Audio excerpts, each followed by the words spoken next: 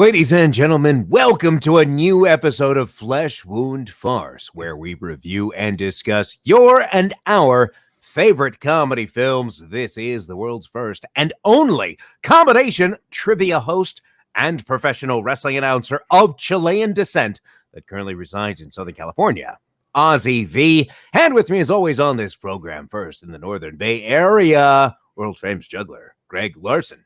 How you doing, Greg? I am great, Ozzy. You see, I am a happily married man that when I do something good, my wife rewards me with letting me play video games. And it is a fantastic situation. I've had some great gaming over the past few days. How are you doing, Ozzy? Damn it, Greg. All right, ladies and gentlemen, we're going to have a little bit of fun here. Let me, of course, the other voice you hear, producer Todd, the other one, yeah. Well, because I'm gonna go into like a 2-minute thing real quick to explain that I just lost all consciousness is because when we were right before we recorded, we were sharing a quick story, and Greg said I got the worst joke ever, and we're not going to share that joke because it's not wise to share at this moment. But when he told me it's the worst joke I ever heard, and he went the other way, I was so swerved that I started to lose energy and swerve to the side, and I couldn't laugh. Similarly, if you're watching on the YouTube show, that's what you just saw right now. And I got to explain what went on in my head at that very moment. What happened at that moment is when Greg started to say that joke, I'm like, okay, in my head, there's a guy driving a car that goes to different senses of humor. It's like, okay, he's going to go over here. Okay, hey, listen, he's got this joke to say. And then when Greg did this other swerve, it should have gone to another sense of humor. So the car had to like turn in my head. And that's why I'm like losing energy, is because all the energy was focused on this piece of information, going to that one piece of sense of humor. And then the driver that's driving the car knows what's happening and he's laughing, but the driver can't laugh because the only thing in my head that could laugh, it's like Doom Patrol with Jane and all the battles in her head or whatever, finally gets to that sense of humor and then finally laughs and finally allows a reaction. And that's why I went silent for 5 seconds. So I apologize for the 5 seconds of silence you heard after Greg asked me, how am I doing? That's exactly how I was doing at that very moment. So to answer your question, that's how I'm doing. Todd, how are you doing? I mean, I introduced you, but I didn't ask you how you really were because you're usually chilling. Chilling. There it is. Chilling. All right, ladies and gentlemen, this week we had the pleasure of watching and reviewing the wonderful, hilarious BASEKETBALL. Are you tipping your hand? Tipping my hand? Yeah, but you're a first-time watch, so. Well, yeah, but I mean, like, people knew it was BASEKETBALL. We got the whole poster going on behind me, you know what I mean? And I still not much of a shocker. Anyhow. What about the wonderful, hilarious?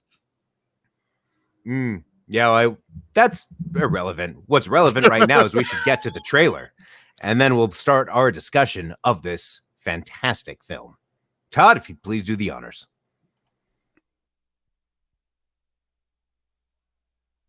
Brown at the 10, the 5, touchdown! In a world where professional sports had sunk to a new low,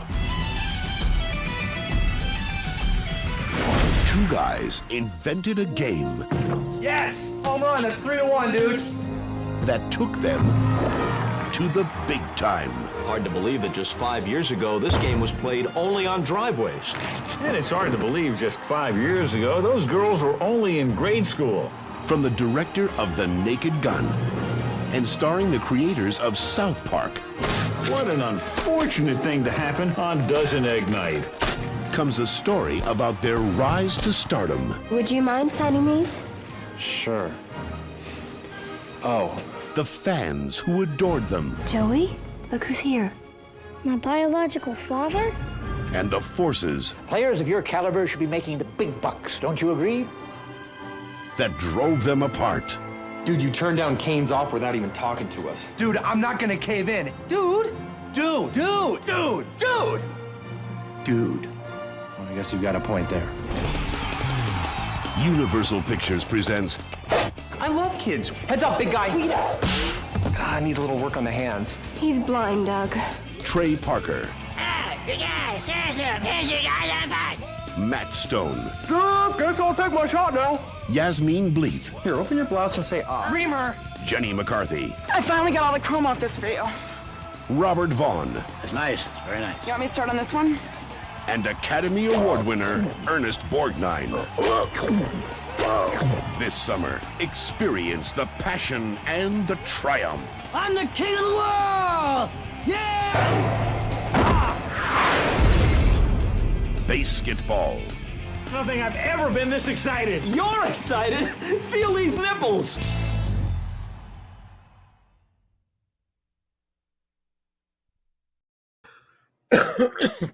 Excuse me. I can see Oz dying in what we're playing. See, guys, that was, I mean, spoiler, but like that was one of the lines.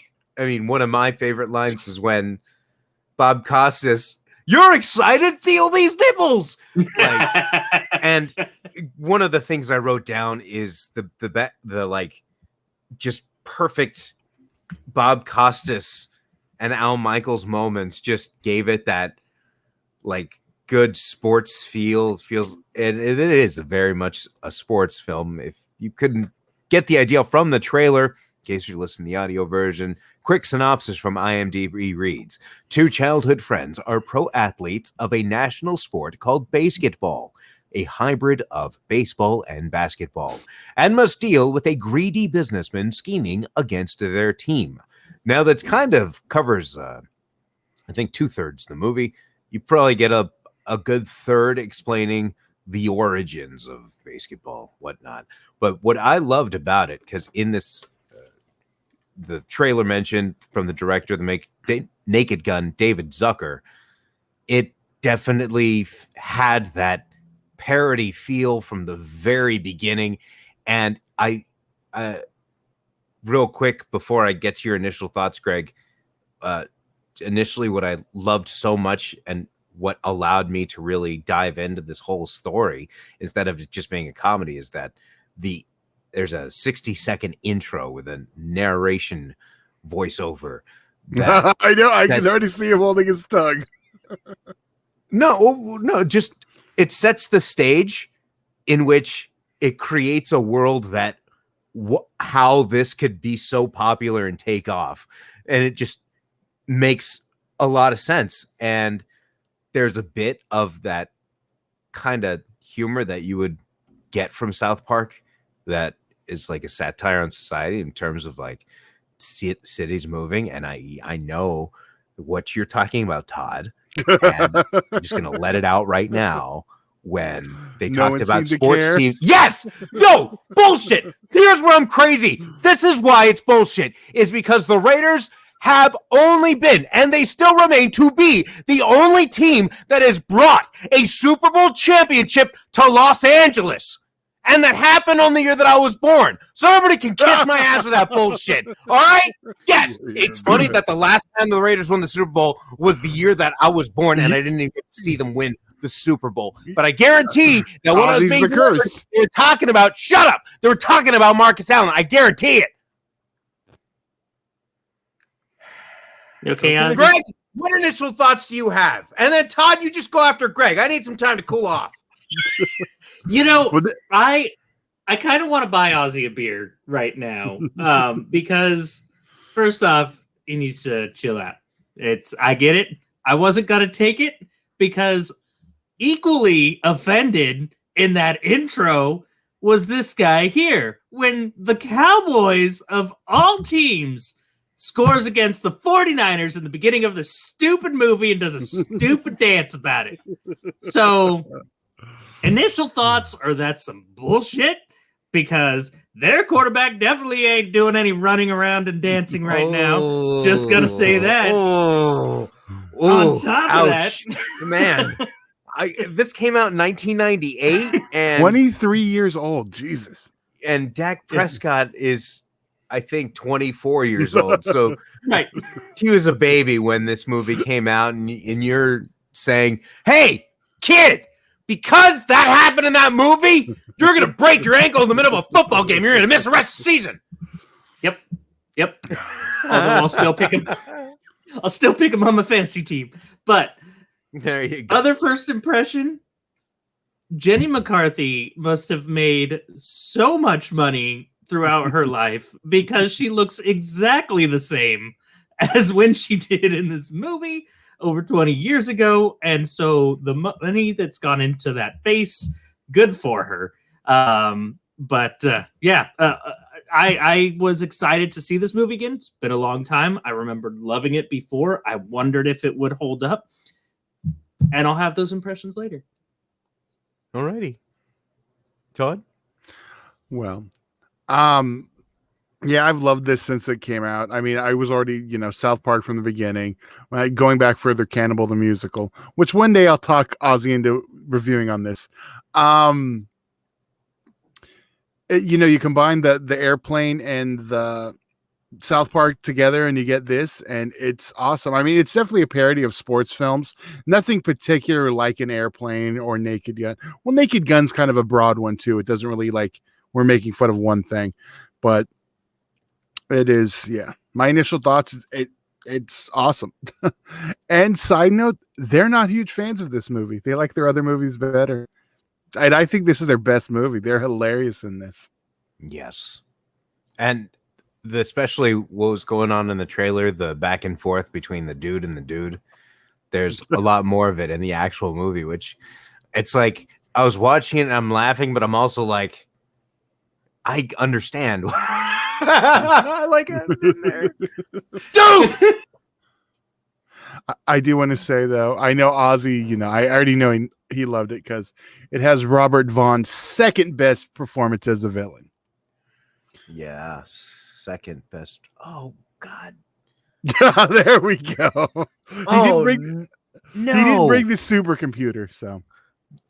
That's where it was. Damn it. I didn't even know it. You know why? It's because after Superman 3, the little driver in my head was like, all right, we need to delete this for the rest of all time. And fucking threw it in an incinerator. And it's like, it's okay, Ozzy. You never saw Superman 3. Don't worry about it. You never saw it. It never happened. Don't worry about it. And you, Todd, God, this movie and Superman 3, it all comes back to haunt me. Now, in terms of favorite lines, there's one in the trailer, but what a line that I appreciated was the Scarface line. He's like, why can't we get the chicks? No, first we need jobs, then we get the khakis. Then, first we get the jobs, then you get the jobs, then you get the khakis, then you get the khakis, then you get the girls. So no, first you get the money, then you get the money, then you get the power, then you get the power, then you get the women. So just like that was like such a subtle crack up because I'm sure that went over so many people's heads because it was so subtle. Oh, it was brilliant. But especially now with after all the Marvel movies, the Robert Downey Jr. alcohol. Yes. Like, this is weird. This kid smells like Robert Downey Jr. Like, yeah. People today, some people not gonna know. They're like, why does he just smell like Iron Man or something? Does he smell like an Avenger? But I think what made me laugh as a whole, it almost was just like a series of moments that happened one after the other, after the other, after the other. Like, oh my God, I'm having a hard time taking all this in right now. Was there's a scene in the hospital where just like a Looney Tunes cartoon, and just one thing after another leads to one thing, and just, I lost it in that hospital scene. I don't want to describe in detail as to what happened for those that haven't seen it, but for those that have, you know exactly what I'm talking about. Greg? Well, mine has to also do with some sick children. There's a scene where Yasmin Bleeth, which, by the way, that is a name I have not heard in some time, and I forgot how gorgeous Yasmin Bleeth is. I will say this, she looks a lot different now. That's all I will say. But there's a moment, her character Jenna Reed says, I've been the director of the Dream Come True Foundation since October. And Cooper says, the ones that grant wishes to sick and dying kids, right? And her response is, oh, well, we like to think of them as health challenged and survival impaired. I lost it. Oh, man, because it's so reflective of like the culture, but god damn it, is that funny. Almost ahead of its time in a way. Yeah. Because 1990, I sorry I didn't mention this, but it was released July 31st, 1998 with a runtime of 1 hour and 43 minutes. Of course, rated R. Todd? Okay, I have more notes than normal. Picking a moment on this one was hard. I mean, there's little moments like a little sight gag, like the tampon blimp with the string hanging down, had me rolling. That's just an early sight gag. Yeah, that was one of the very earliest. The part where Matt and Trey are talking to each other, and they're like, "Oh, you think you could be in a movie now that you're all big time fucking sellout?" Totally, obviously nod to them, but it just perfect. And the Robert Stack stuff kills me. I'm a big Unsolved Mysteries fan, and it's a throwback to Airplane because we get Robert Stack in the Zucker's movie exactly. again. So yes, that, and I will. Pugs specially requests me to tell his favorite line in the movie, and that is 1, 2, 3, fuck the Mexicans. The psycho. Right. Yeah, the psych outs are great. I mean, there's the whole movie that you got a bunch of different ones. Yes, and I did another swerve joke that I appreciated was the mask gimmick for Squeak. Where he kept trying to wear masks to psych him out, and then on the one where he actually psychs him out, he's actually just wears no mask. Like that one had me laughing pretty hard. Like I love that one. Now I can't say. Also, real quick to mention, Ira Newborn with the score on this, and Ira Newborn also providing the score for other comedies like Naked Gun and Uncle Buck and a lot of 80s movies. So it was cool to see or hear technically that. But I will say, I can't say this is perfect in terms, and this is probably why it's their least favorite movies, because I feel that there's a moment where stuff kind of slows down. And I can't pinpoint exactly where it is, but it starts out so quick. Especially like with like I mentioned, the narration that explains how everything happened. It's like, okay, so we got here. Okay, they created the sport, and now it seems like stuff was trying to be dragged out, and like maybe 20 minutes, 15, 20 minutes could have been cut, I think. But ultimately, overall, I had such a great time watching this movie, just because every scene like has.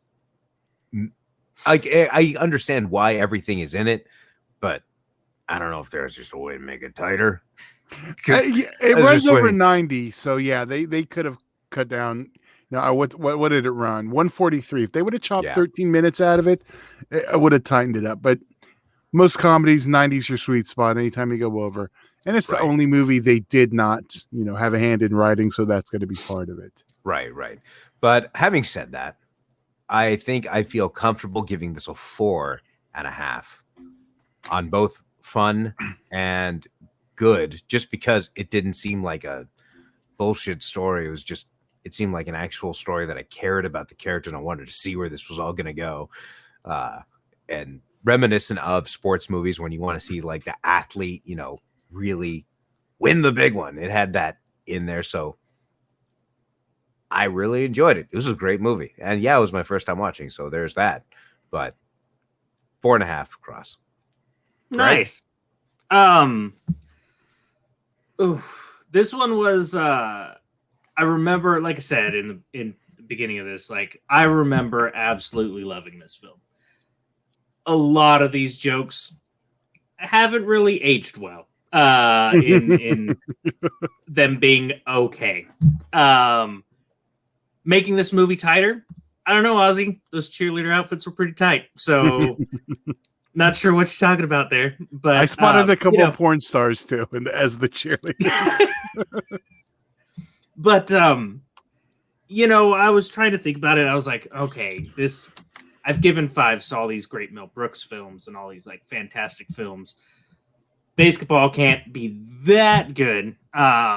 So where's my score going to land? And I was like, no, I laughed way too hard at this film. I enjoyed every second of it. So sure as shit, I'm going to put this film as a 5 for myself because I still enjoy it. I don't care about how crazy the jokes get.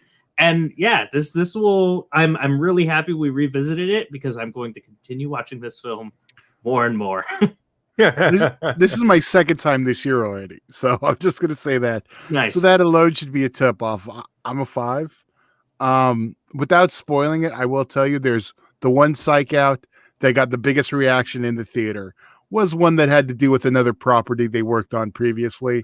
So got a huge reaction. One other thing I want to ask Ozzy, did that building look familiar? It's a very historic building.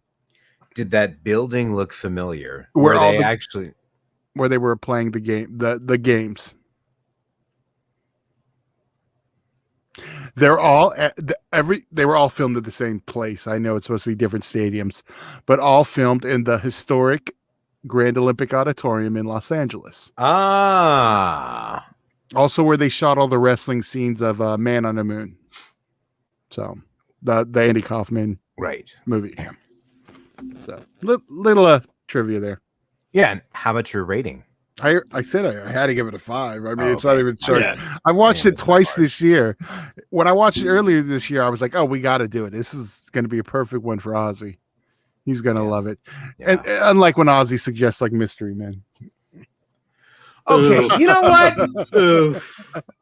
Nothing is 100% perfect, all right? And you can't have the good without the bad. And you know what? Can we... Greg, I'm going to share this story about Mystery Man real quick. Oh, okay. About a couple weeks ago, Greg sends me a screenshot of somebody saying, like one of these social media posts, and shows a picture of Mystery Men. I forgot how good this movie was. What the I hope you had friended them. I was close to it. It was very close. Well, you should have just posted the link. Oh my God, Todd! I should have done. I don't think I'm friends with the person is the thing. But if I saw that, I would have been like, It's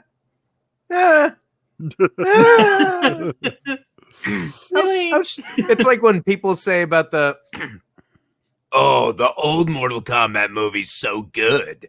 Like, when was the last time you saw it? Go listen to our review. Free plug.